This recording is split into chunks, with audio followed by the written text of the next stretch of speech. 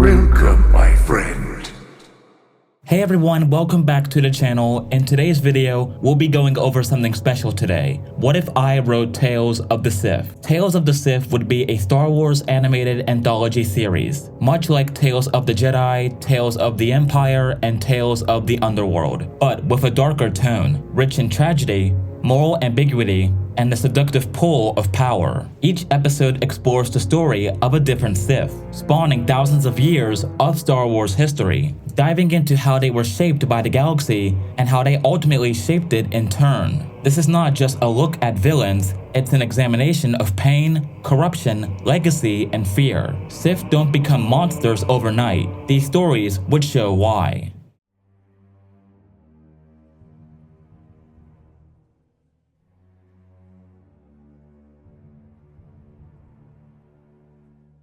The story begins with Hego the Mask, a Mu noble and secret Sith Lord, navigating the corrupt world of intergalactic banking and high-stakes diplomacy. As the apprentice to the eccentric and arrogant Darth Tenebrous, Hego learns how to wield influence not through brute strength, but through economic control, blackmail, and manipulation. But beneath his calm exterior, Plagueis is growing disillusioned with the Sith of old. Tenebrous is obsessed with prophecy and science, using Sith alchemy and medical experimentation to unnaturally extend his life. When Tenebrous begins testing essence transfer experiments on prisoners, Plagueis sees a line that even he is unwilling to cross. Torn between loyalty and logic, Plagueis ultimately makes a cold, calculated decision to assassinate his master, not out of hatred, but because he believes he can do it better. His goal isn't just domination, it's immortality through mastery of life itself. In the final act, we witness Plagueis' first meeting with a teenage Palpatine on Naboo, a young man filled with ambition, frustration, and an eerie calm. Something in him calls out to Plagueis, and the story ends with the chilling beginning of a new partnership that will one day destroy the Jedi Order.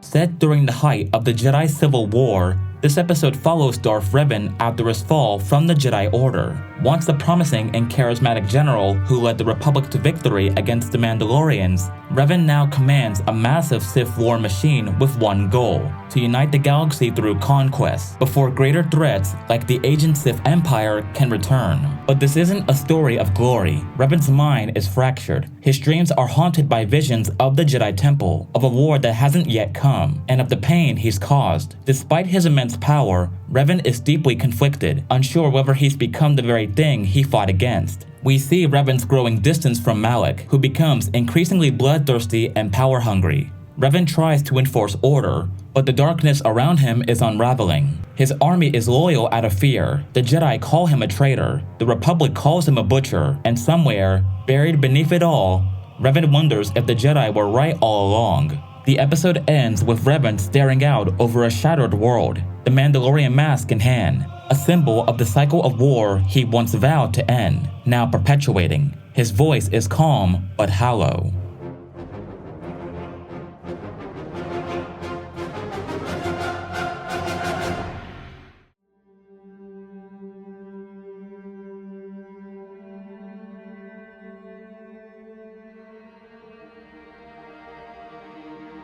Born as Dessel, a poor miner on Apatros, Darth Bane's story begins in the darkest corners of the galaxy. Abused by his father and exploited by the mining guilds, he learns early that power is survival. After killing a Republic soldier in self-defense, he flees off-world and eventually joins the Brotherhood of Darkness, the crumbling Sith Order locked in an endless war with the Jedi. At first, Bane revels in the Brotherhood's strength, until he realizes they are weak, bloated, infighting, and driven by ego. Studying Agent Sith texts in secret, he finds a truth long forgotten. The Sith were never meant to rule in chaos. There must be two.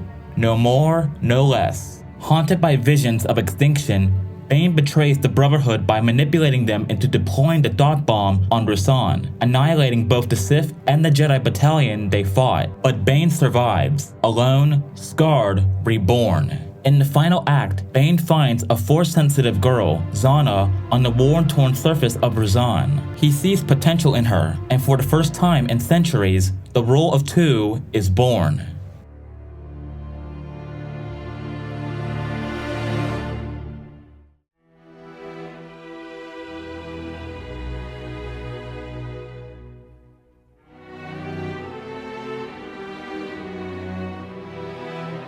Ten years after becoming Bane's apprentice, Zana faces the ultimate test, to take her master's life or remain forever beneath his shadow. But this is not a duel of lightsabers alone. This is a duel of ideology, identity, and fear. Zana has become powerful in sorcery, illusion, and dark side manipulation. Yet Bane believes she is not ready, that she's too compassionate, too hesitant. In truth, Zana is terrified, not of Bane, but of what she must become to surpass him. Through visions conjured by both her master and herself, Zana confronts her childhood, her time as a Jedi child refugee, and her nightmares of becoming as cruel as Bane. Meanwhile, Bane considers cheating the role of two entirely by transferring his essence into Zana's body and living on. The final confrontation is brutal, poetic, and layered with doubt. Zana wins, but as she walks away, her eyes flicker unnaturally. Is it really her, or did Bane succeed after all?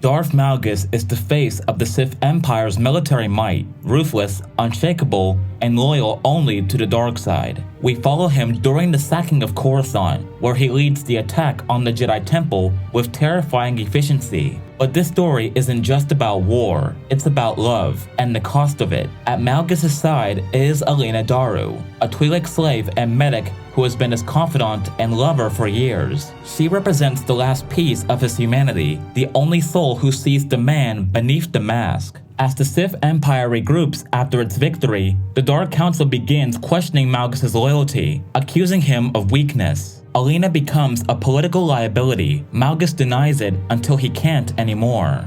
In a devastating climax, Malgus kills Alina in private, not out of hate, but necessity. He realized that she was his biggest weakness, but in death, she was his greatest strength. Her death is not an act of rage, but a ritual of self-erasure. From that moment forward, Malgus becomes the cold, rage-fueled warlord the galaxy fears, but at the cost of his soul.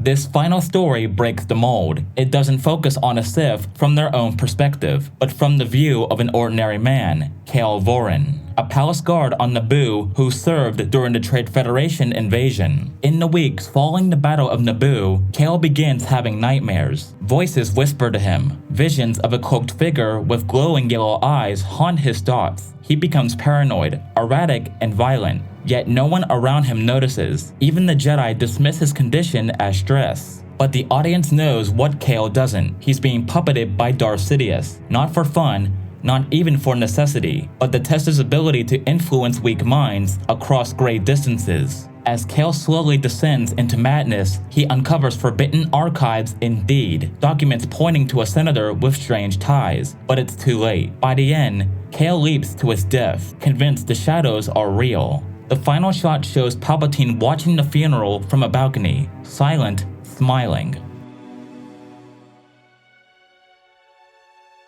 Tales of the Sith isn't about rooting for the villains, it's about understanding them. These are 6 tragedies, each showing a different face of the dark side: manipulation, obsession, fear, betrayal, loneliness, and ambition. If Lucasfilm ever dares to explore this side of the Force in depth, this is how I would do it. I hope you enjoyed the video, my friends. Do you like my concept? How would you do it? Who would you feature in it? Tell me in the comments below. Be sure to drop a like on this video and subscribe to the channel for more videos like this in the future. Follow me on Instagram and check out my film channel, Pulley Productions, where I produce independent indie films. Have a great day, and may the Force be with you.